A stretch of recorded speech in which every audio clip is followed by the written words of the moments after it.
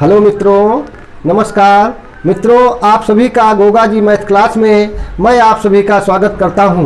मित्रों, आज की क्लास में हम लोग क्वेश्चन स्टार्ट करेंगे। क्वेश्चन नंबर 14 क्वेश्चन है, यदि ए बराबर matrix cos hyperbolic x sin hyperbolic x minus sin hyperbolic x cos hyperbolic x, तो अनुरेख ए स्क्वायर बराबर है, यानी trace A square is equal to option A 2 है, option B -2, option C cos hyperbolic 2x, option D है sin hyperbolic 2x।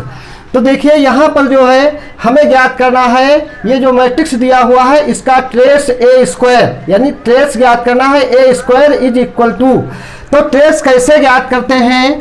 Trace जो होता है, कोई भी मैट्रिक्स हो उसका जो डायगोनल होता है, उसके जो एलिमेंट होते हैं उनका सम ट्रेस होता है।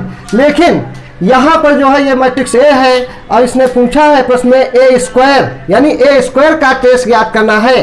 तो इसका सबसे पहले दिया गया जो मैट्रिक्स है इसका हम लोग ए स्क्वायर ज्ञात करेंगे, और ए स्क्वायर ज्ञात करने के बाद फिर मेन जो डायगोनल होता है उसके एलिमेंटों को ऐड कर देंगे, तो जो निकल करके आएगा वो होगा आंसर हम लोगों का। तो आइए मित्रों देखते हैं मैट्रिक्स ए स्क्वायर बराबर ए इंटू ए। अब लिखेंगे हम लोग मैट्रिक्स ए है cos hyperbolic x sin hyperbolic x minus sin hyperbolic x cos hyperbolic x into cos hyperbolic x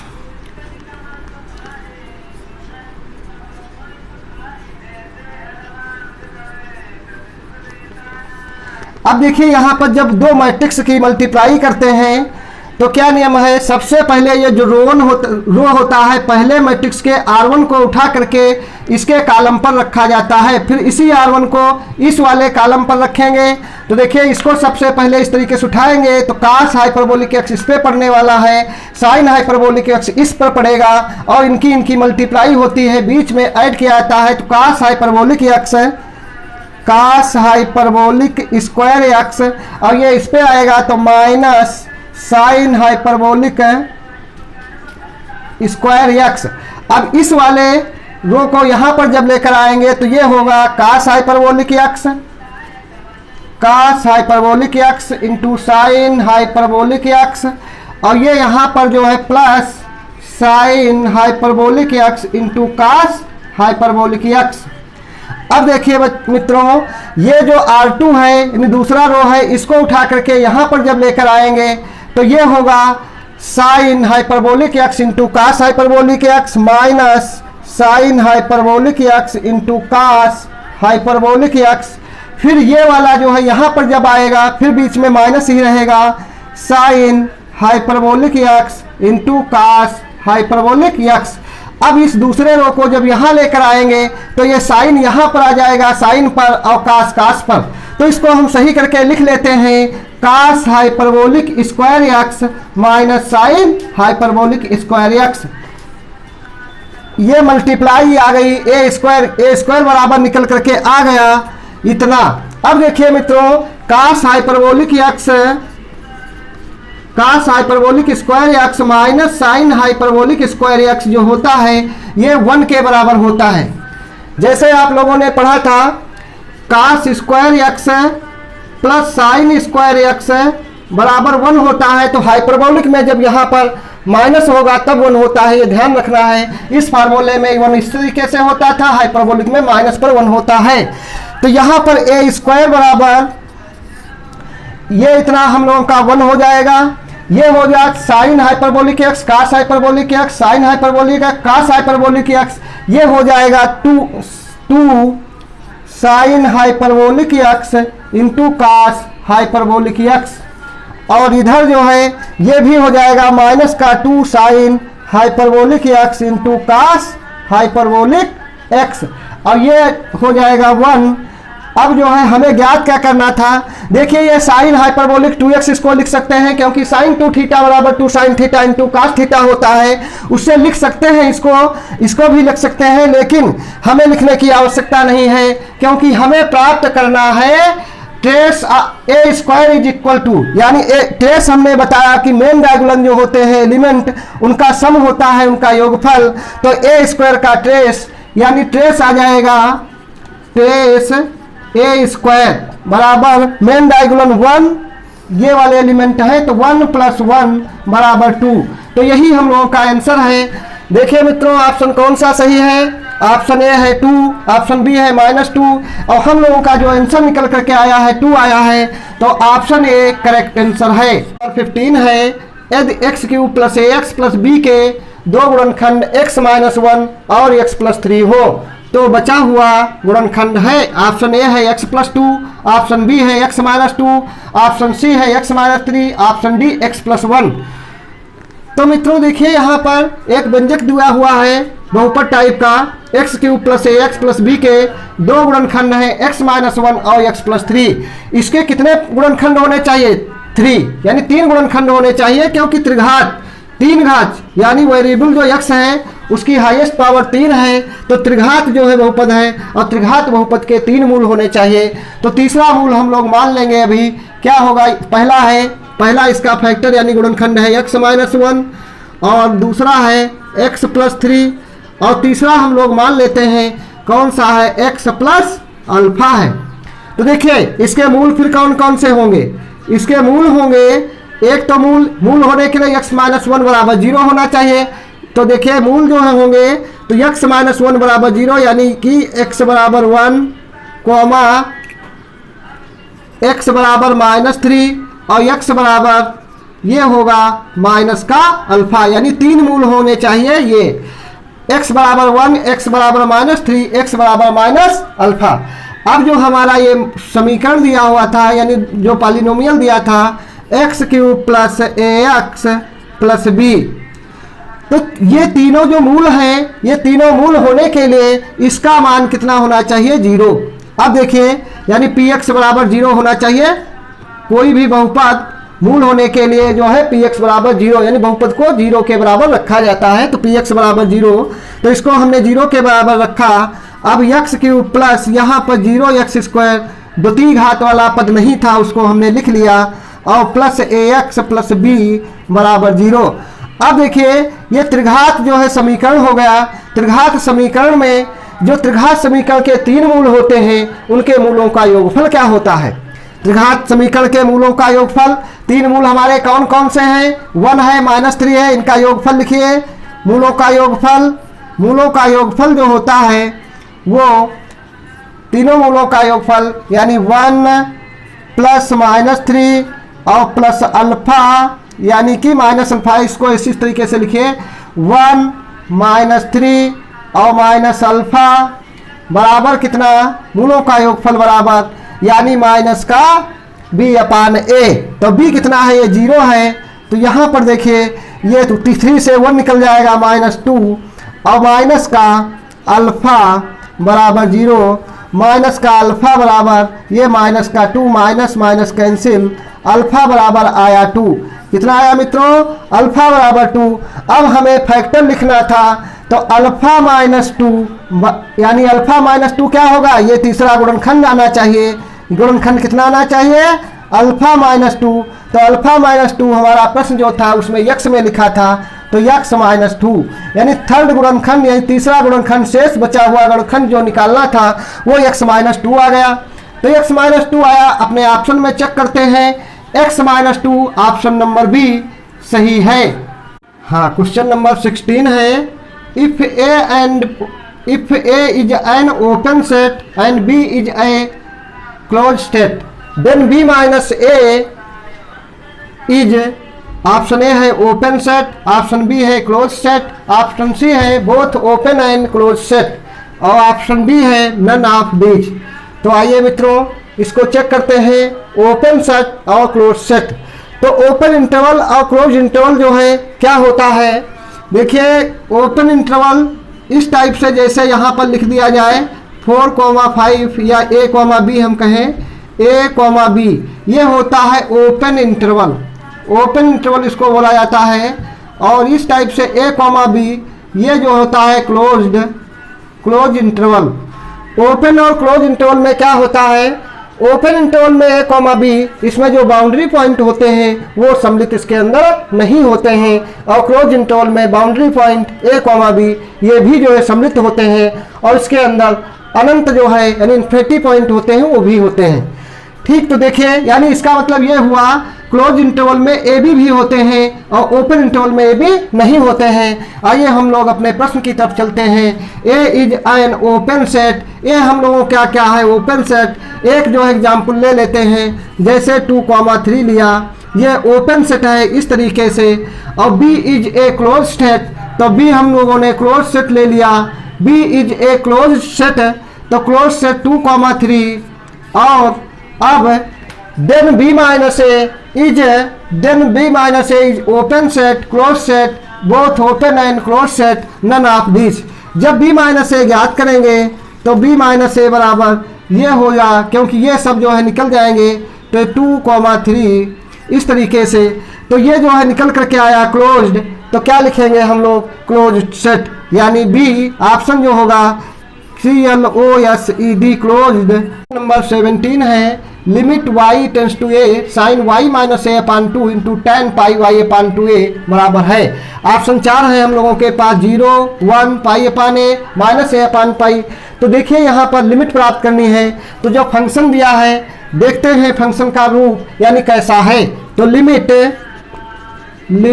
y tends to ए और sign y minus a upon 2 into tan pi y upon 2a, ये आया। a पर निकालना है तो a minus ए 0 यानी sign 0 0 into ये, तो a कैंसिल हो जाएगा, पाई अपान 2 टेन पाई बाई 2 वो होता है इन्फिनिटी, 0 इंटू इन्फिनिटी रूप है। देखिए इसको हम कुछ चेंज करने का प्रयास करते हैं, रूप दूसरा जो है बनाना चाहते हैं। Limit y tends to a और ये आया sine y minus a upon 2 upon ये टेन जो है इसको लिख लेंगे cot pi y upon 2a। अब देखिए अब इसका रूप देखते हैं, तो ये ऊपर तो 0 ही रहेगा। अब ये हमारा a कैंसिल, काट पाई बाई 2 और काट पाई बाई 2 ये 0 यानी 0/0 रूप कैसा हो गया, किस फॉर्म में हो गया, 0/0 फॉर्म में।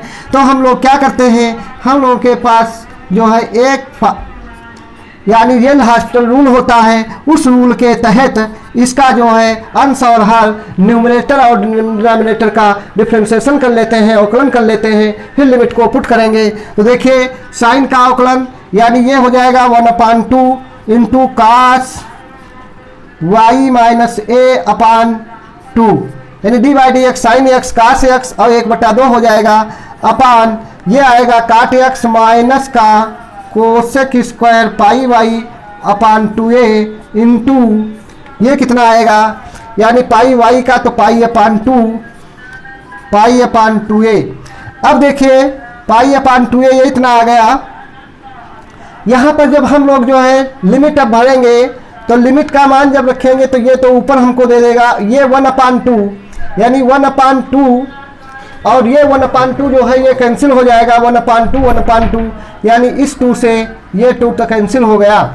अब देखिए ये a अपान पाई है ये ऊपर आ जाएगा और माइनस है तो ये सबसे पहले हम लोग लेते हैं a अपान पाई और ये हुआ limit y tends to a और ये आया cos y minus a upon 2 upon minus का cosec square pi y upon 2a।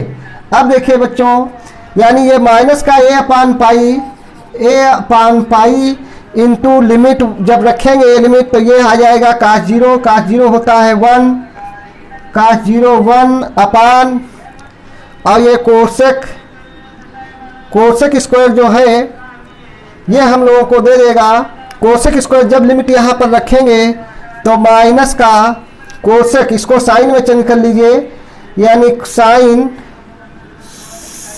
Square pi by 2, क्योंकि जब लिमिट लगाएंगे a रखेंगे तो a से कैंसिल हो जाएगा और ये आ जाएगा साइन स्क्वायर पाई बाई 2 तो माइनस का a अपान पाई इंटू और ये आया साइन पाई बाई 2 यानी 1 का स्क्वायर बराबर माइनस का a अपान पाई।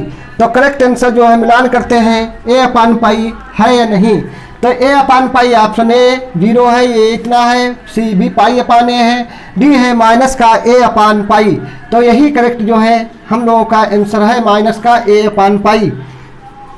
हाँ, क्वेश्चन नंबर 18 है, साइन 18 डिग्री का मान है, यानी साइन 18 अंश का मान है √5 माइनस 1 अपान 4, √5 प्लस 1 अपान √5 प्लस 1 अपान 4, √5 माइनस 1 अपान 2, √5 प्लस 1 अपान 2।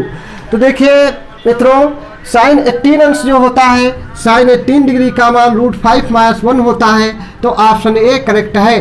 अब देखिए क्वेश्चन नंबर 19 क्या कहता है, sine x plus cos x बराबर 1 का सामान्य हल, यानी कि the general solution of sine x plus cos x बराबर 1, यानी 1 इज इक्वल बाई। हमें जनरल वैल्यू प्राप्त करनी है, और जनरल वैल्यू प्राप्त करनी है तो देखिए sine x plus cos x बराबर 1 दिया हुआ है, तो एक फॉर्म होती है जनरल वैल्यू प्राप्त करने के लिए, A sine theta plus B cos theta बराबर सी।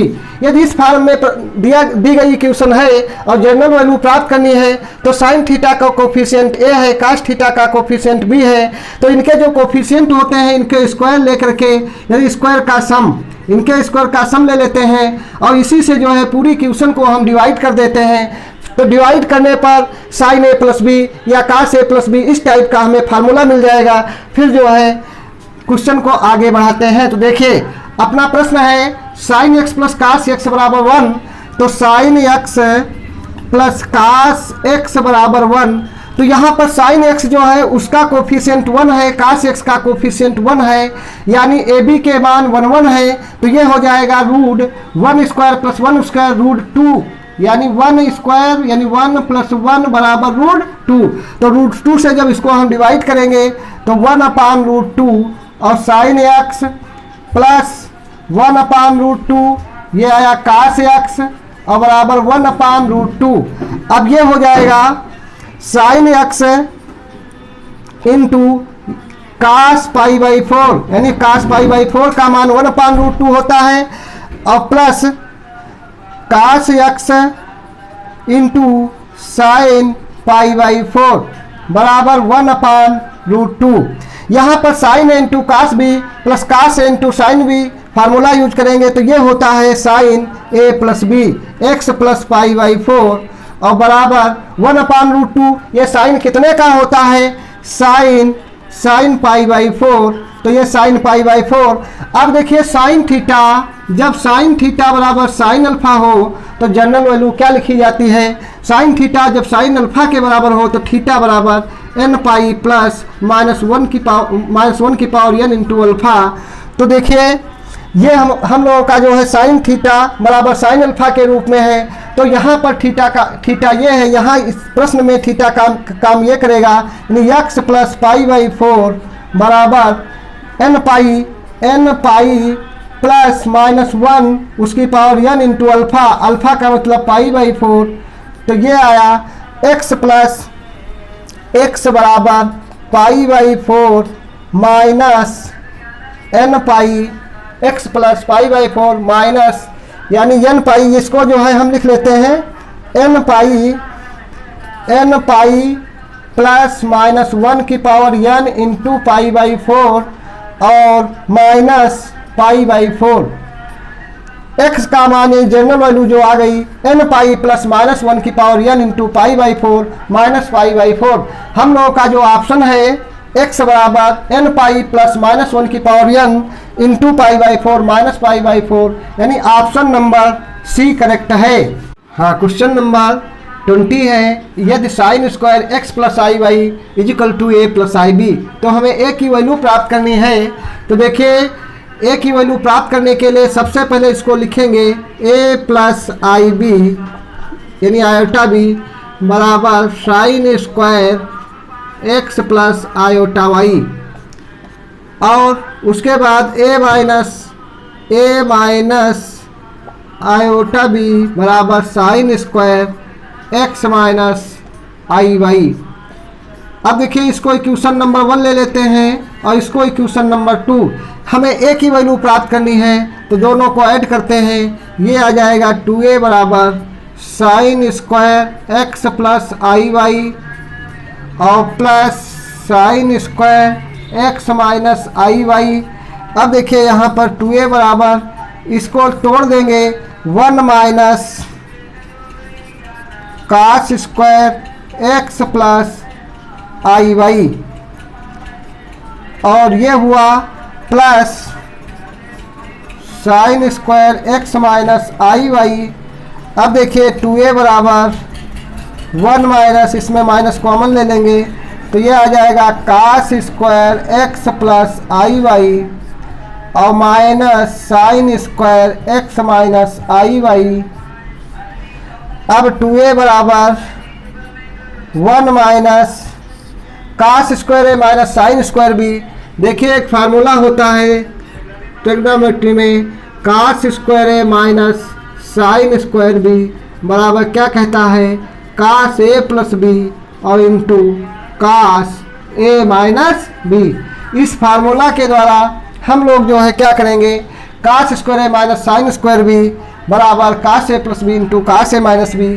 तो हम लिखेंगे कास ए प्लस बी, पहले इसको जो है ऐड करेंगे तो ये आ जाएगा 2x cos 2x into cos a minus B, तो ये आएगा कास ए माइनस बी यानी x plus i Y, x plus i Y minus x plus i Y. तो ये एक्स एक्स कैंसिल हो गया, ये आ गया 2 आई। तो यहाँ पर आएगा कास 2 आई वाई, ये इतना आया। अब देखिए 2a बराबर 1 minus cos 2x into cos i x कितना होता है देख लेते हैं। कास आई एक्स जो होता है ये होता है कास हाइपरबोलिक एक्स, यानी कास आई एक्स जो है कास हाइपरबोलिक एक्स होता है, और साइन आई एक्स जो होता है ये आई साइन हाइपरबोलिक एक्स होता है। तो हमें किसके मान की आवश्यकता है, कास आई एक्स बराबर कास हाइपरबोलिक एक्स। तो देखिए कास 2 आई एक्स बराबर कास 2 हाइपरबोलिक एक्स, यानी कास हाइपरबोलिक 2 वाई, यानी कास हाइपरबोलिक 2 वाई, कास हाइपरबोलिक 2 वाई। तो ये इतना जो है निकल करके आया। अब a बराबर, यानी a जो ये है इसको नीचे ले आएंगे तो 1/2 माइनस 1/2 और ये हो जाएगा कास 2x into cos hyperbolic 2i। तो देखिए मित्रों ये हम लोगों का a का मान जो है निकल करके आया है। मिलान करते हैं 1/2 ऑप्शन ए है, 1/2 ऑप्शन बी में देखते हैं 1/2 बाहर है तो 1/2 जो है इसमें कॉमन ले लेंगे तो 1/2 बाहर आ जाएगा। तो 1 minus cos 2x into cos hyperbolic 2i। तो यानी ये ऑप्शन नंबर जो है इसको 1/2 हम लोग कॉमन ले लेंगे तो ये बचेगा 1 minus cos 2x into cos hyperbolic 2i। तो ये जो है आंसर निकल करके आया है ऑप्शन नंबर बी, यानी बी ऑप्शन करेक्ट है।